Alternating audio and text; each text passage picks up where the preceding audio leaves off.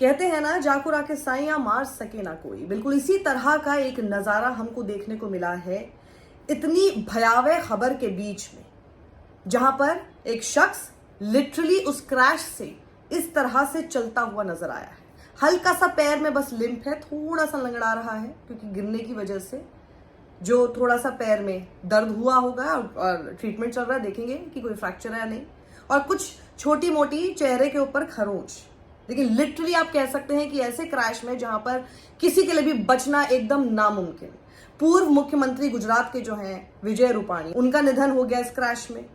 लेकिन ये एक शख्स देखिए किस तरह से चलता हुआ नजर आ रहा है। इस विमान में जो कि क्रैश हुआ, इसमें सीट नंबर 11A पर ये शख्स बैठा हुआ था। क्या इनका नाम है, देखिए मैं आपको इनकी टिकट दिखा रही हूँ। 11A इनकी सीट है और 12 जून की देखिए टिकट जिसमें इनका नाम लिखा हुआ है रमेश विश्व कुमार, और ये इसी प्लेन में बैठे हुए थे। क्या भैया बता पैसेंजर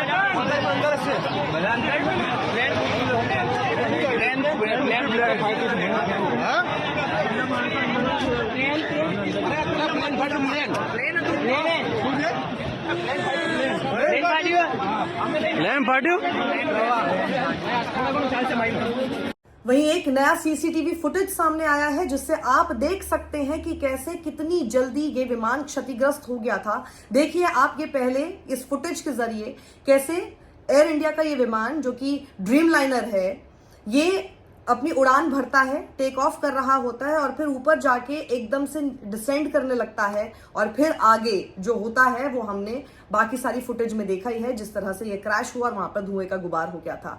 ये अब एक सीसीटीवी फुटेज सामने आई है जिससे पूरा टेक ऑफ से लेकर उसका क्रैश होना कितनी देर में हुआ है, कितने सेकंड में हुआ है, आपको अंदाजा लग जाएगा।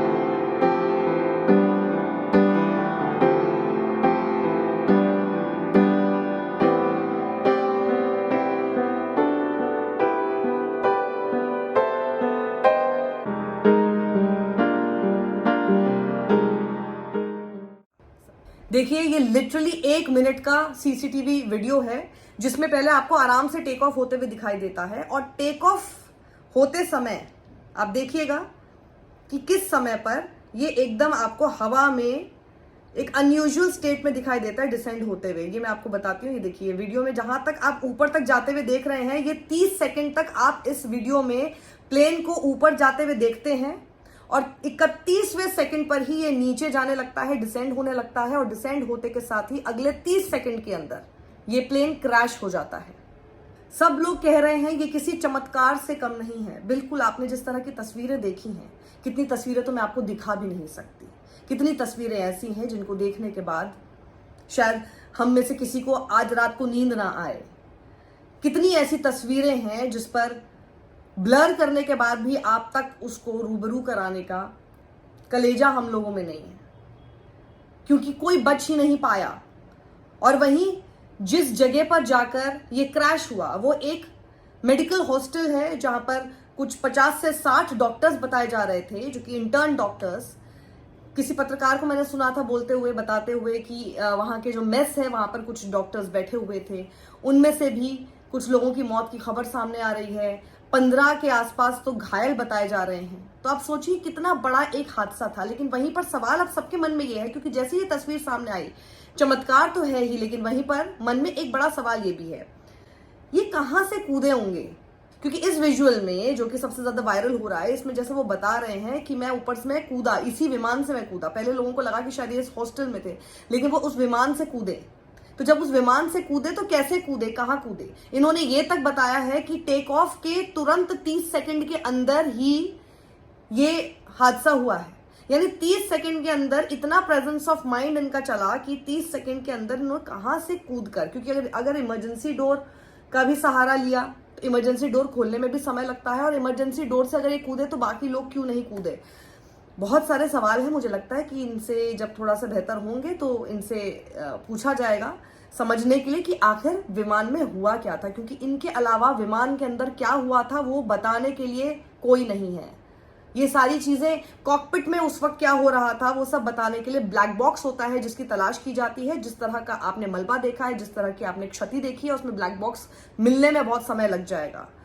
लेकिन विमान के अंदर से कोई एक शख्स जो कि बता सकता है कि अंदर क्या हो रहा था, उस 30 सेकंड के अंदर क्या महसूस हुआ, क्या हुआ, आसपास किस तरह का एक मंजर हो गया था, उनका प्रेजेंस ऑफ माइंड कैसे चला, वो कैसे कूदे, कहां से कूदे, क्या और भी लोग कूदना चाहते थे या फिर वो डरे हुए थे इनके साथ पीछे नहीं आए, क्या ये अकेले ट्रैवल कर रहे थे या इनके साथ और भी लोग थे? बहुत सारे सवाल हैं जो मुझे लगता है कि एक बार ये इस स्थिति में हो, जब बता पाएंगे तब इनसे क्वेश्चनिंग होगी और समझने की कोशिश हो पाएगी।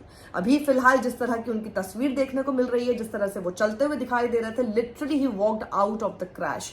जिस तरह से वो चल रहे हैं थोड़ा सा लिम्प करके, लेकिन थोड़ी बहुत खरोंच है उसके बाद। इसीलिए जैसे मैंने शुरुआत की थी ना अपने इस वीडियो रिपोर्ट की कि जाको राके साइयां मार सके ना कोई, ये बिल्कुल फिट बैठता है इनके ऊपर।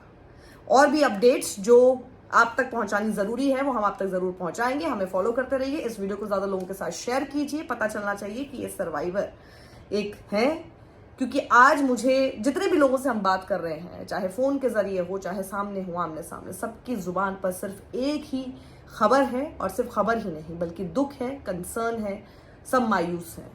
तो उसमें अगर एक आशा की किरण आती है कि एक शख्स बचा, वो लोगों तक जरूर पहुंचाना चाहिए। इन तमाम सवालों के बीच कि आखिर एयर इंडिया का विमान इस तरह से क्या हुआ, क्योंकि कुछ एक्सपर्ट्स ये बता रहे हैं कि ऐसा बर्ड हिट जैसी सिचुएशन में नहीं होता है। 2 इंजन होते हैं, ऐसा कैसे? और ये बहुत rarest of the rare case होता है जहां पर दोनों ही इंजन आपके एक साथ काम करने बंद हो जाएं। तो ये क्यों हुआ? अगर बर्ड हिट भी होता है तो एक साइड एक इंजन को अफेक्ट कर सकता है, दोनों तरफ नहीं होता है। तो ये जिस तरह की सिचुएशन हमने देखी होते हुए, उसमें बहुत सवाल हैं जिसके जवाब एयर इंडिया को देने होंगे, जिसके जवाब सरकार को भी देने होंगे। जवाबदेही तो एक तय करनी होगी कि ये कहां पर चूक हुई जिससे इतने लोगों की जान चली गई, और इतने लोग जो इस वक्त घबराए हुए हैं ऐसी एक मंजर को देखकर, उन सबको जवाब चाहिए। सत्यमेव जयते।